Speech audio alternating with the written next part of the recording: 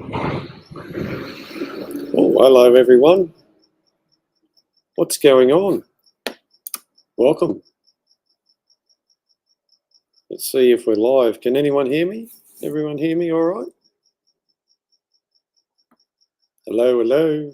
G'day everyone. We're about to hit the roll button. Oh, there I am on screen. Hope you're well. Time's just ticking over.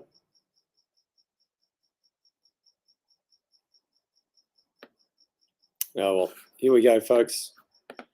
Let's hit the old roll button. Thanks, Cody. Appreciate it, mate. Here we go.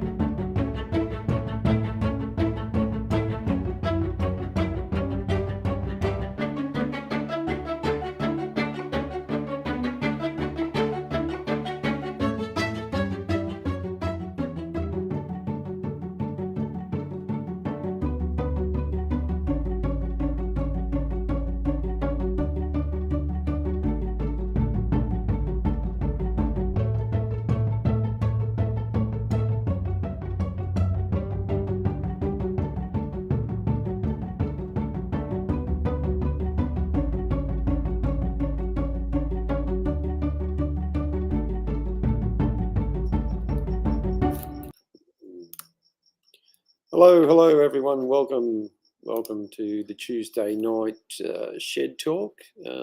Tonight's episode is the tale of two parts, and you might see them behind me there. We'll get into that a little bit later, and we'll just get the. Where are we? Oh, hang on. We'll go with that one. There you go. We'll go with that one. Thanks again, everyone, for being here. Quick shout out to everyone that's here. And I'll just start at the top. G'day to myself. AJ, Cody. I'm just a bit crazy. Emma, g'day. Cody, yeah, g'day. Peter's in the house. Stylesy, g'day, Stylesy. And a few others. And yeah, we're all caught up there at the moment. The channel numbers or subscribers are growing, which is good to see. Not growing tremendously, but just growing organically. I'm not pushing anything crazy, not trying to go viral or anything like that. So, but it's good to see that people are subscribing to the content I'm putting out. As most of you know here, it's live stream Tuesday night, Australian Eastern Daylight time for me. I'm here in Queensland, and we're also live over on the Facebook page for the Steamroller. I'm just going to grab a bit of water. We may have some new people in the chat, or may have some new people watching. So please be respectful to each other in the chat, and just let's just enjoy ourselves. If you got questions, put them in the chat. I've got to get a shout out to my mum and dad. G'day to mum and dad. Dad comes up and helps from time to time. He was up last weekend. Of course, it goes without saying my wife is supportive of what I'm doing here on this crazy journey. It does get a little bit much sometimes. I get a bit overboard, but it's the way it is. That's what happens when you work on a project like this. Get a bit obsessed, but it's a work in progress, and we've been at it 6 years now. I work a full-time job, and you can't, as much as you want to be working on something like this all the time. You got to take a break every so often and indulge in other things and take a break. Yeah, Pete, respectful, mate. Anyway, we'll make sure Emma keeps you in line. Now on to our little thingy bob. Let's have a close look. Right, where are we? Let's get myself. There we go. Here we go. That's what we're talking about. We're talking about the winch drum, and or as they define it on the drawings, it's the winding forward drum. Now, if anyone can explain that to me as to why they call it that, I'd be interested to know. But it's in their literature, but most of us call it a winch drum. So it is in two pieces, and we'll have a closer look in a second. It had me a bit bamboozled initially. The reference, mainly because when looking at it, I didn't have any definitive drawing or documentation or anything in the other literature I have from this time to sort of explain how this all went together. So I did sort of procrastinate over it a little bit. But anyway, after a bit of research, looking at one of the drawings I have for a different steamroller, one similar to Emma's, I found that it was two pieces, and there was two holes that had been filled up with crud and crap over its respective life. Now, those of you, most of you are aware, but this was built in 1926, so we're 95, almost 96 years old, and then the holes were filled up. So this part was sandblasted a while ago. I've talked about the sandblasting that I get done from time to time, which is a huge help. And then we spent time cleaning holes out and getting out other debris that was stuck in there. And we'll have a closer look in a second.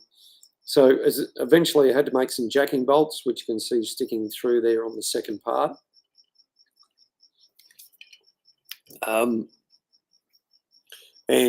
they're two bespoke bolts that are made up, large threads, 1 3/8. In fact, it's actually larger than 1 3/8. It's an oddball size. So they're definitely not the same size. Had to definitely not think outside the square, but just take a good guess and make something that fitted, and we got it to work. So I'll go over to I'll go over here, and we'll take a close look. We'll go on to the camera phone. So as you can see, I'm over here. Camera phone is a lot clearer, of course, modern technology and so on. And we'll talk about this, get an up close personal spot. Then we'll show you a video. I'll narrate that video because I did record it, but the audio wasn't good with the wireless mic. Righto. So we'll get a bit closer. It's going to get a little bit shaky, but this is one part of it. And these holes here that you see, they're slightly oblong, oval shape. They're oval shaped on purpose to allow for a bit of play. This is where the drive pin comes through, and this here is where the main axle comes through. So this gets mounted on the main axle, which is, we'll go for a walk and show you the main axle around the milling machine, beside the boiler, all the stuff underneath the boiler, and here is the main axle, right, just tied up to the headstock there, right in front. And these surfaces here are the main bearings, and which actually goes on this bit there, because this is where the differential engages there. Or is it the other side? It's been that long. I'm not sure. It's probably this side, I think. It's been that long since I have taken this apart, so I just forget which side it goes on, but it all goes, it goes on the main axle. I should know, but anyway. So what's broken here? As we can see, there's a piece broken out of here, but the main part is here, and here. Now, it could have been a flaw in the casting. It could have been an accident that there was too much pressure put on one side of the winch rope when it was going. And we'll just look around here. This is where the rollers go, the rope guide rollers go. They're sitting here, like so, and there's two of these. And these guide the rope. Now, when we got the roller home, there was only one rope guide roll, which I used as a sample to make new ones. This part here is a little bit undersized. I have opened that up before. I need to open it up a bit more. So it is quite possible that the rope guide rollers were missing, the one was missing, and the rope was off to one side, and there was excess force applied, and this is where it broke. Yeah. So I haven't really had a close inspection on this. I can see some cracks in it. Obviously, I'll have to get some die penetration and do some non-destructive testing, which will show up any cracks, and that will determine what we're going to do in terms of repair, because at some stage I want to be able to use this to do a winching demonstration or winch something, or even winch myself out if I ever get stuck, which is highly possible. So what we find when we do the non-destructive testing will determine what sort of repair we're going to do on here.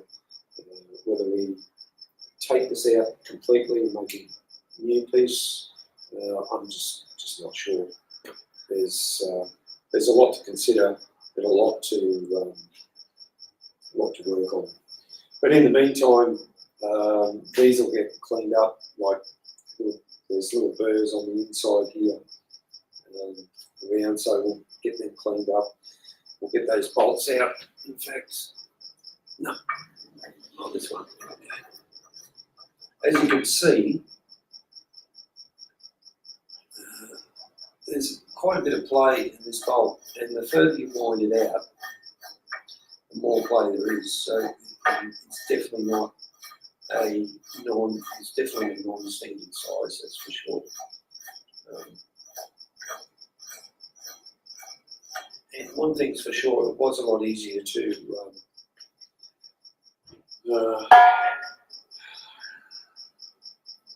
it was a lot easier to get off than what you realise. So that's one of the bolts I made up. Initially I was putting a hex on here on the rotary table on the milling machine, but it was sticking too far out, and then I had the bright idea of just welding a nut on there, and that's what we did, and that just solved the problem. It just made life so much easier, which is something I should have done beforehand, but you know, hindsight's a wonderful thing, as I keep saying. So that's been the big job on this, and I'll just play catch up with the chat here. Hope everyone's been behaving themselves.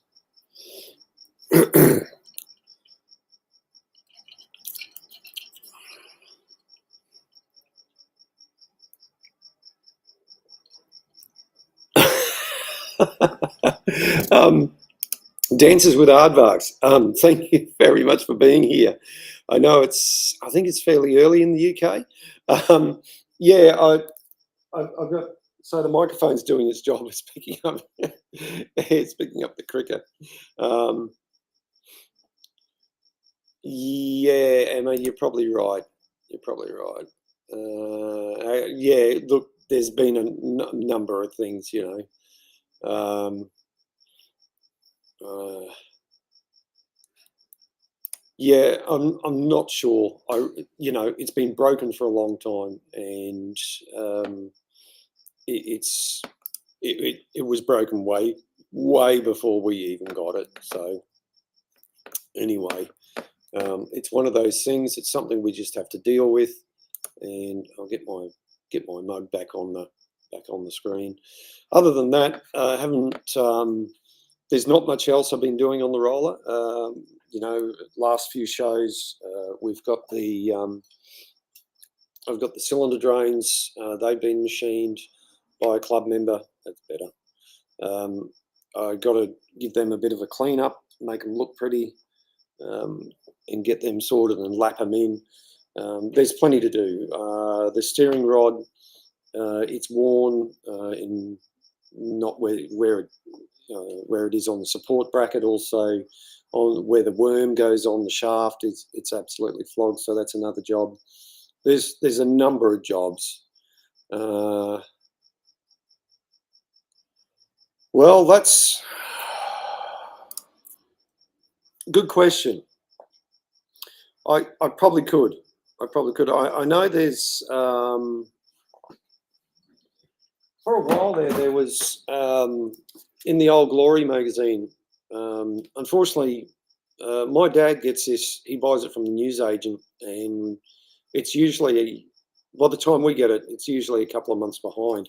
There was a company advertising in the UK that they would fix castings. They do metal stitching or something like that. Have not seen them advertise in here for a while. I don't know if they're still going. So to answer your questions, look, anything's possible. It's just what's going to be convenient and easiest for me. Because essentially, once this thing goes back together, it's going to be in behind the wheel, and the only people that are probably going to know about it is me and whoever watches this video and you guys.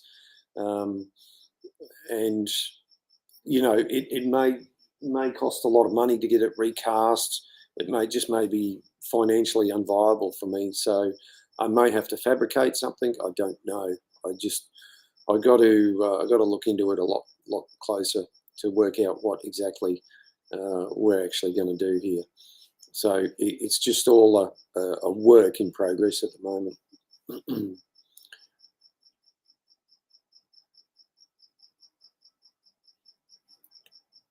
Yeah, right. Okay. Is he on YouTube, mate? I'll have to look him up.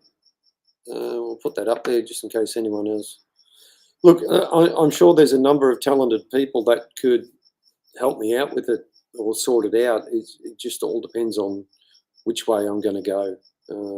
Like I said, I've got to do some non-destructive testing, spray it with the dye penetration stuff to see where the cracks are, how bad it is, all that sort of thing. That's going to determine where we go next. So until I do that, I just don't know, unfortunately, at this stage. But what we will do, we'll take a look at the process of me getting this thing done, unwound, taken apart. Sorry, I'll get me words sorted out. I'll talk you through it because the audio on this is not that good.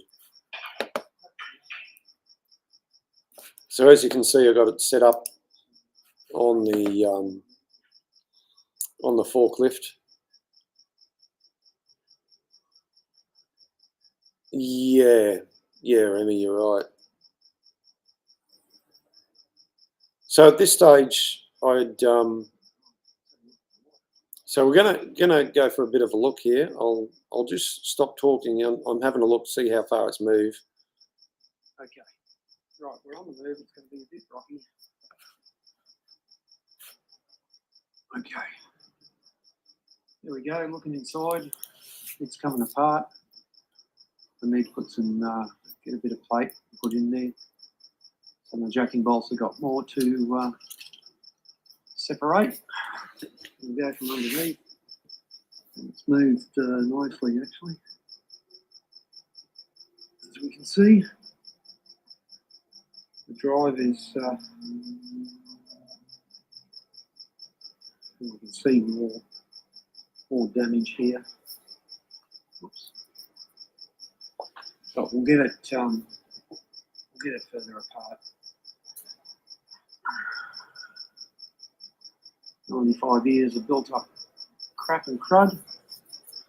All right, let's find some steel. Put you back up here. So this part of the video, I haven't uploaded this video yet to YouTube.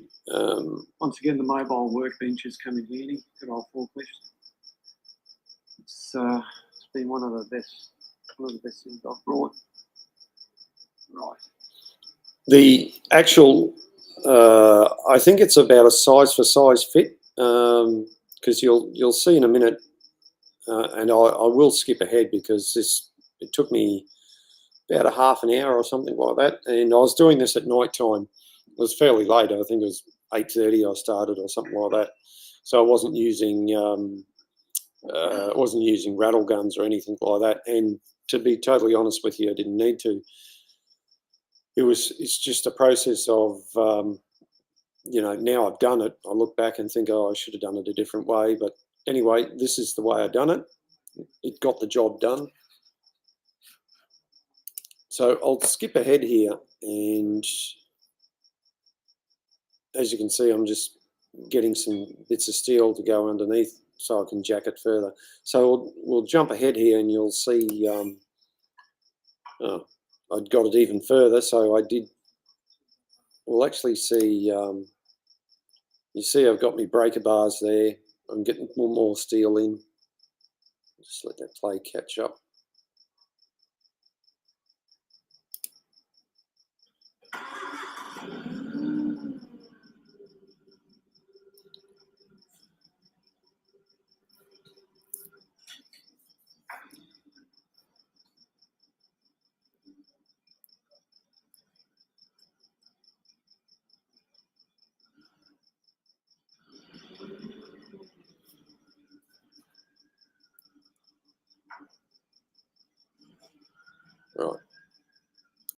I'm just going to pause it there because I went too far ahead. Just let me find the bit right. Okay.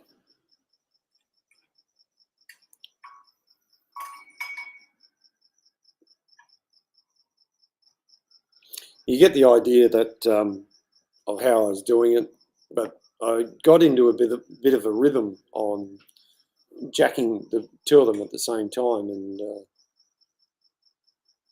although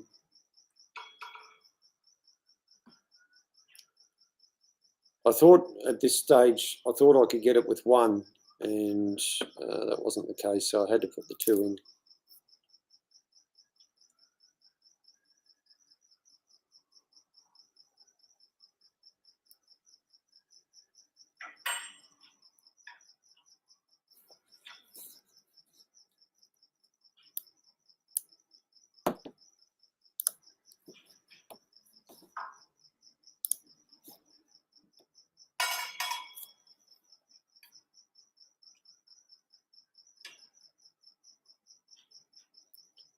So I did get myself into a bit of a rhythm with the two breaker bars, managed to get a nice rhythm going, as you can see, and that worked very successfully.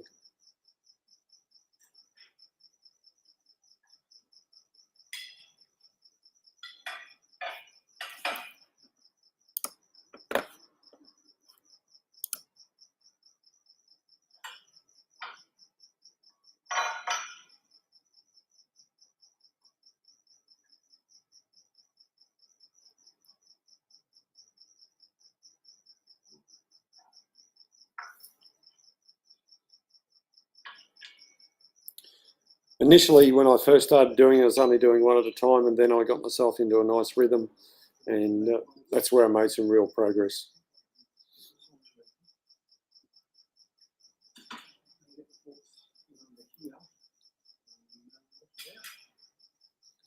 For anyone who wants to see the full-length video, I will upload it to YouTube shortly. I don't know whether I'm going to make any edits to it or do anything special. I think I'll just put it up there, put a big description in there to explain what I was doing, what it is, all that sort of thing. And I'll flick over here again and I'll jump ahead and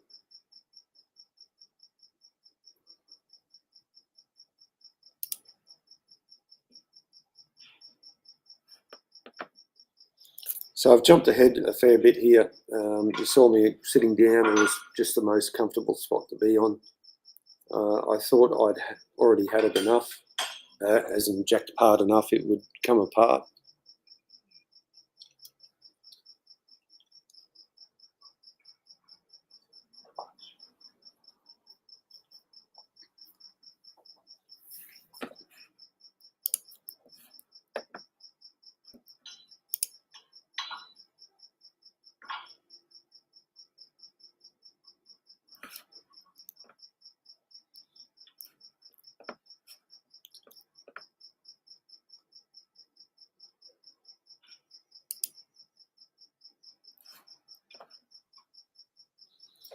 Pretty riveting stuff, really, when you think about it. It was. I was quite engaged in what I was doing.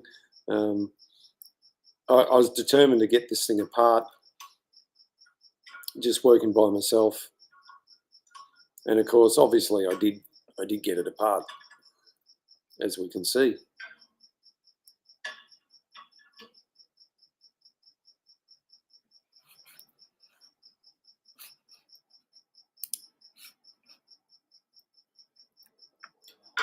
So we've only got about a minute and a half to go, and we'll. You can see that the last little bit here is coming up where it finally separated, and then I just picked it up and rolled it over.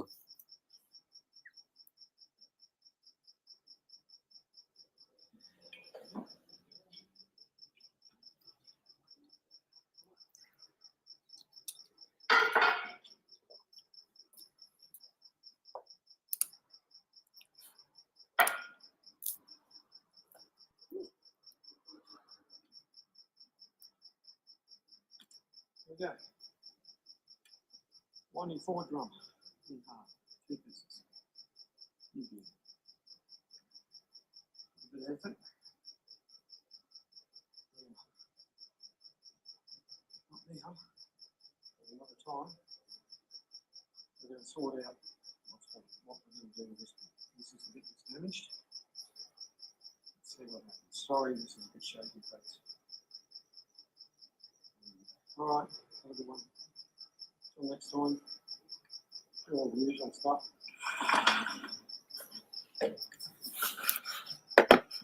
Like say hi to your mum and all that sort of thing. I know the audio hasn't been quite great on this one, but anyway, thanks, like, share, subscribe, whatever. You know the usual story.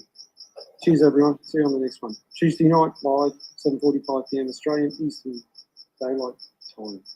Bye for now. So there we go. That was the process, and that's where we're up to right now. Other than that, like I said before, I've just been flat out at work. Work's been a bit crazy, and I took a bit of a break. Had Wednesday, Thursday off, sort of thing. I try and get up here and do a bit every so often on a nighttime basis, but you know, when you've had a busy day at work, and I drive a lot, so it's just been a bit worn out. And but that's where we're at. So what now? Yeah, just got to do that non-destructive testing. Keep working away on different projects, different parts of the roller. I've always got it in the back of my mind, thinking about what I'm going to do next, how I'm going to do it. There's other stuff I'm doing. Some of it makes it on camera, other stuff doesn't. So yeah. So anyway, I think what I'll do now is put the link in the chat. If anyone wants to come on and have a chat, you don't have to. If not, I might just have an early night tonight. There we go. There's the link. If anybody wants to come on and have a chat, where'd it go? There we go. There's a link in the chat. If anybody wants to come on and have a chat on camera. If not, you don't have to. It's okay. Now, what else is happening? First Sunday of the month, I'm involved with the Queensland Steam and Vintage Machinery Society. That's the club that I belong to.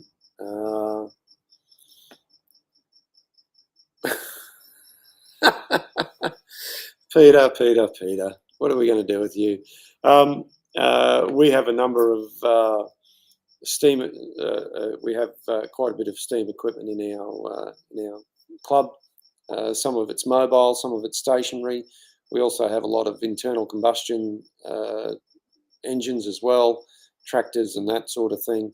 We've got a good variety of vintage equipment in the club, and once a month we get everything going and get it out, or as much as we can out, and put it on display to the public. We get quite a bit of interest. We also get a lot of people sort of scratching their head and going, what is it? What does it do? And they sort of can't believe that these things still exist. And, you know, when they say they ask us, how old is it? And you tell them it's, you know, like one of the Marshall agricultural engine that we have. We tell them it's turn of the century. You know, that sort of blows their mind, and the other equipment's around, you know, 1920s and all that sort of thing. So a few people are quite surprised, especially international guests from Asia. They're quite amazed at these things, to see them actually running. There's places in the east, like Philippines and places like that, that have these steamrollers and that on plinths, or maybe in a museum. They've never seen them working at all. So it's quite interesting for them to see these things actually going. Yeah, Stylesy, good old Nightbot, eh? Doing its thing, making sure everyone's turn of the last century. Yeah, well, it is really, yeah. Because this particular Marshall traction engine, Marshall agricultural engine, I should say, was built in 1900, and that's the turn of the century. So it's quite. Some people just can't get their head around it at times. We had a young couple or a young bloke come up. We have a portable steam engine out the front, so it's a steam engine with the engine on top, but it can't sort of propel itself anywhere. And he's standing there looking at it. We had it running, and he goes, "Oh, what does it do?" And sort of we explained to him what it was, what it does, or what it could do. And then we had to explain it a second time, and the penny then dropped. And so essentially we explained to him that this was the version that we all take for granted today with our Honda 4 horsepower engines, or 5 or 6 horsepower Honda engines that we pick up and carry over our shoulders basically, and hook up all sorts of devices to it, like flex drives and whatever else. And this guy sort of got the picture eventually, and it's good explaining that sort of thing to people who haven't seen this stuff or never knew about it. So it's just a fantastic sort of thing to do.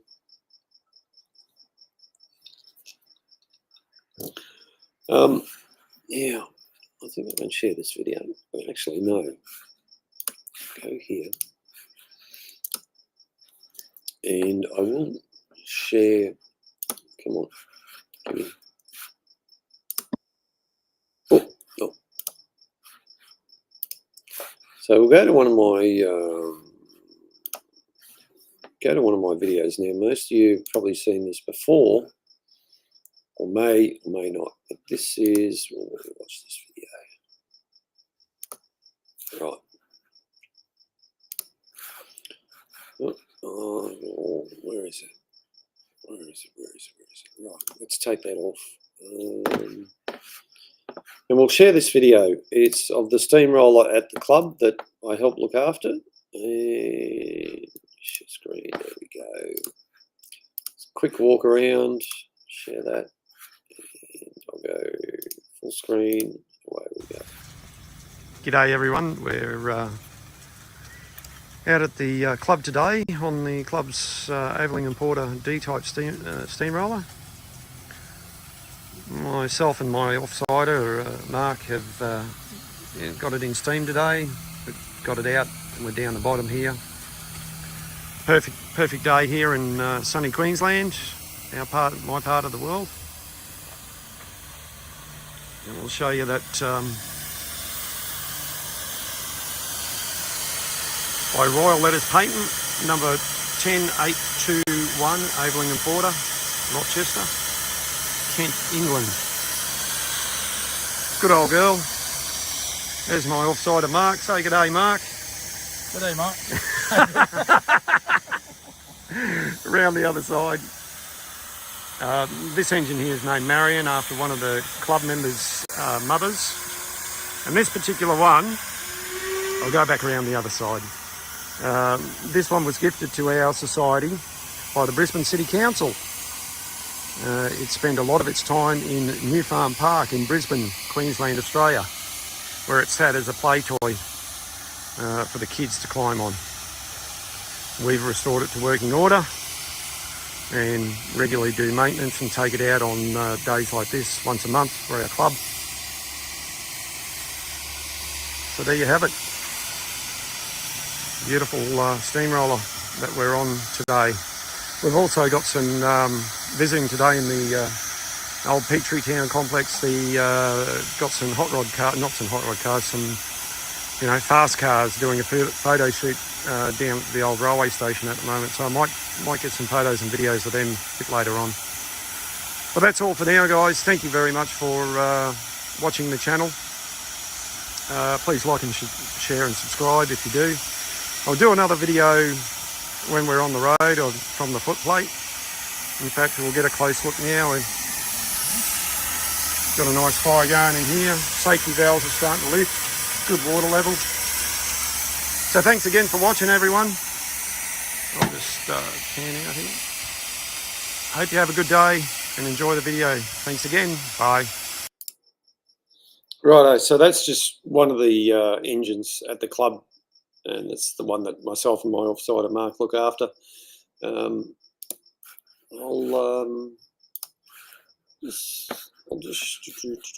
I'll just bring up another video. Come on. One of the other engines that's privately owned. Where is it? Right here.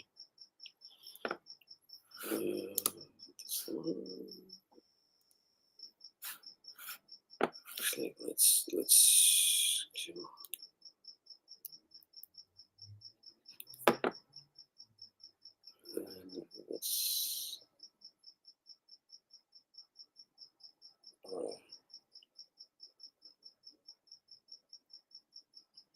I'll just get this set up here.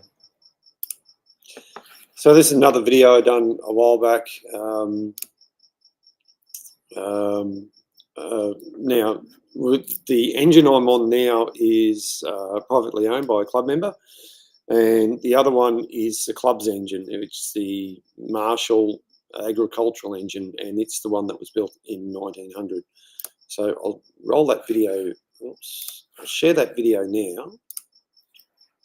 As soon as I get my act together. Share full screen. Oh, wrong one. Righto, so here's the engine we're on, Fowler road locomotive.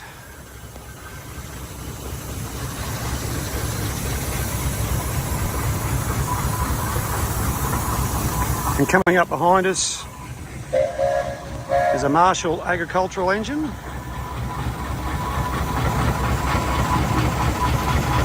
Sorry about the shakiness, I haven't got a tripod, it's all by hand.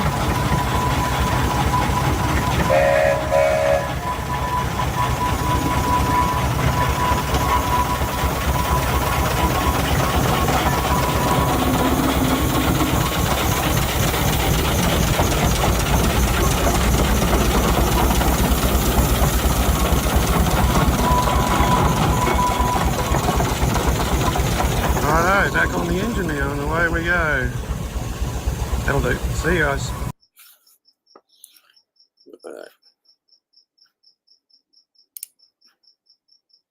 Right, so there you go. That's him at the club out at a place called Old Petrie Town. It's just sort of northwest of Brisbane.